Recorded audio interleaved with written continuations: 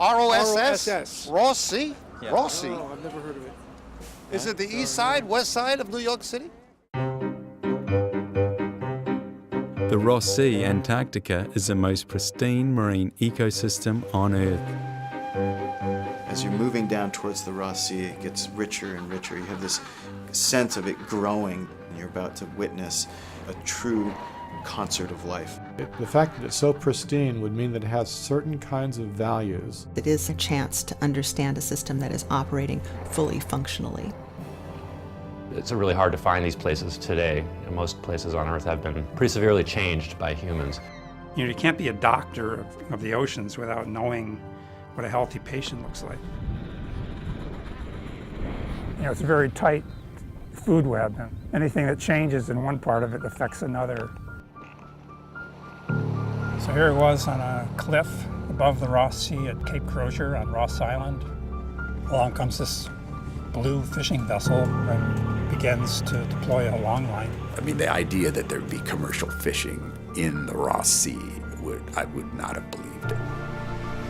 Our approach was, we will make the case for fishing in the Ross Sea, but only on the most strict precautionary basis.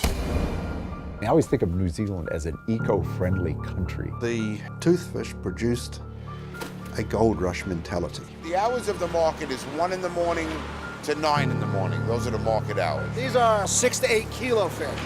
This is probably the most popular size. There's no socially redeeming value about taking a toothfish out and serving it up on a platter to people in the most expensive restaurants in North America. I mean, what is that? Have you heard of Chilean sea bass? I have, yes. They're sending it here and we're eating it. They are exploited the way you would exploit a seam of coal. To ruin an entire ecosystem just for the few people who are wealthy and like to eat toothfish is a really sad thing. We can't just go in and identify a keystone species and just yank it all out and expect the ecosystem to keep working.